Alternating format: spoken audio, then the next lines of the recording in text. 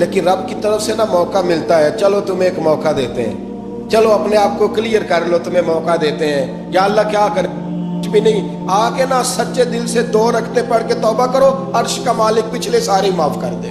ان لوگوں کی باتوں پہ نہ جائیں جو بلا وجہ پریشان کرتے ہیں لوگوں کو۔ شب برات کا حوالہ بھی نہیں مل رہا، حالانکہ ترمذی شریف میں حدیث موجود ہے، سیاہ ستہ کی روایت ہے ترمذی میں۔ پہلے کہتے ہیں سیاہ ستہ سے دکھاؤ، جب سیاہ ستہ سے مل گئی تو اب اور کدھر جانا ہے؟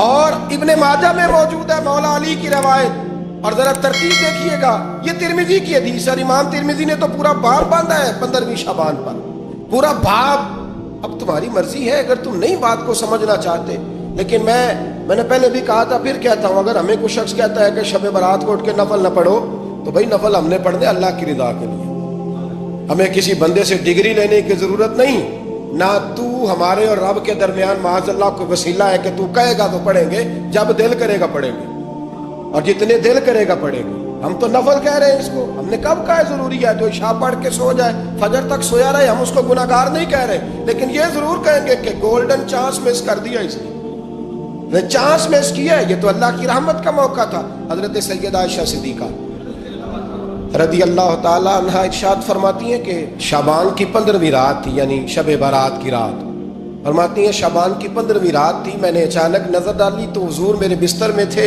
پھر میری نظر پڑی تو حضور نہیں تھے، میرے دل میں گمان آیا، خیال آیا کہ شاید کسی اور زوجہ کی طرف حضور کا میلانے تباہ ہو گیا ہو، وہاں تشریف لے گئے ہوں۔ فرماتی میں اٹھی باہر گئی تو نبی کریم علیہ السلام جنت البقیع میں تھے، قریب ایک جگہ پہ حضور دعائیں مانگ رہے تھے۔ فرماتے میں گیا تو حضور فرمانے لگے، ابو بکر کی بیٹی تو نے کیا گمان کیا کہ اللہ کا رسول تیری حق تلفی کرے گا؟ عرض کی حضور آپ مالک ہیں، کہیں اور جانا چاہیں تو میری طرف سے پابندی نہیں۔ کہتی ہے وہاں کھڑے کھڑے میرے رسول کریم نے بیان فرمایا، یہ ترمذی کے لفظ ہیں، حضور نے فرمایا عائشہ یہ شعبان کی 15ویں رات ہے، مدینے میں سب سے زیادہ بکریاں بنو کلب کا قبیلہ پالتا تھا، فرمایا آج کی رات بنو کلب کے قبیلے کی بکریوں کی تعداد کے مطابق اللہ میری امت کے لوگوں کی بخشی فرما دے گا۔ یہ وہ رات ہے۔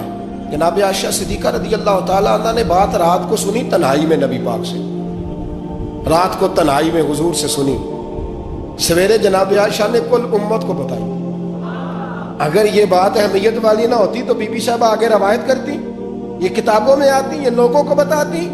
حضرت عائشہ نے روایت کیا، اور مولا علی شیر خدا نے تو کھل کے کہا، ابن ماجہ میں حضرت علی سے پیار کرنے والوں کے لیے الگ عنوان، مولا علی نے کھل کے فرمایا شعبان کی 15ویں رات کو رات عبادت کرنا اور سویرے روزہ رکھنا۔ حضرت علی کے لفظ بائی نہیں سیاستہ میں، رات کو روز عبادت کرنا، دن کو روزہ رکھنا۔ ویسے تو رب کریم ہر روز تہجد کے وقت پہلے آسمان پر نزول اجلال فرماتا ہے اور لوگوں کو فرماتا ہے کوئی بخشش مانگنے والا؟ کیا انداز ہے مولا علی شیر خدا حدیث روایت کرتے ہیں، رنگ کیا ہے؟ فرمایا باقی راتوں میں نا تھوڑا سا پیکج ہوتا ہے، تھوڑا سا آخری حصے میں رات کے شب برات کو نا رات چڑھتے ہی اللہ پہلے آسمان پر جو اس کی شان کے لائق ہے نزول جلال فرماتا ہے، اور پہلا جملہ یہ فرماتا ہے کوئی معافی مانگنے والا؟ اللہ کرے آپ کو سمجھ آئے، یعنی معافی دینے والا کہہ رہا ہے چلو آؤ ادھر آؤ ذرا معافی مانگو، میں معاف کرنے آیا ہوں، مانگو معافی، ہے کوئی معافی مانگنے والا؟ معاف کر دیں گے۔ اور آپ فرماتے ہیں ہے کوئی رزق مانگنے والا؟ وہ جو بڑی درخواستیں دیتے پھرتے ہیں نا مختلف اداروں میں، وہ ایک درخواست نا شب برات والی رات بھی دے۔ اور میں نہیں کہہ رہا، مولا علی شیر خدا فرما رہے ہیں، اور وہ خود نہیں فرما رہے، وہ نبی پاک کا فرمان نقل کر رہے ہیں، اور وہ رسول اللہ صلی اللہ علیہ وسلم کی بات نہیں بیان کر رہے، وہ کہتے ہیں رب فرماتا ہے کوئی روزی مانگنے والا؟ سارے سیٹھوں نوابوں جاگیرداروں کے پاس جا جا کے تھک گئے ہو، ایک دن میرے کہنے پر، ایک رات، ایک دیہڑی ذرا شب برات والی لگا کے تو دیکھو۔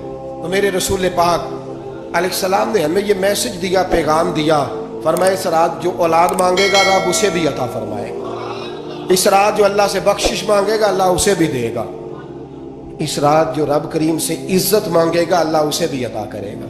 شارحین نے لکھا اس رات جو رب سے پردہ پوشی مانگے گا اللہ اسے پردہ پوشی بھی عطا کرے گا، جو جنت کا سوالی ہوگا رب اپنے فضل سے عطا فرمائے گا۔ کوشش فرمائے، کوشش فرمائے۔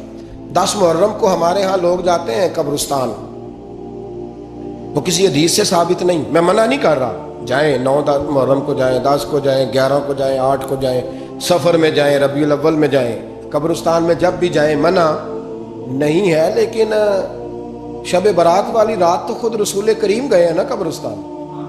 اب جو بات میں نے سمجھانی ہے اس کو سمجھیں، نبی پاک کی والدہ کا مزار نہیں ہے وہاں جنت البقیع میں، حضور کے کو بھائی بہن، حضور کیا کرنے گئے؟ امت کی بخشش کے لیے گئے۔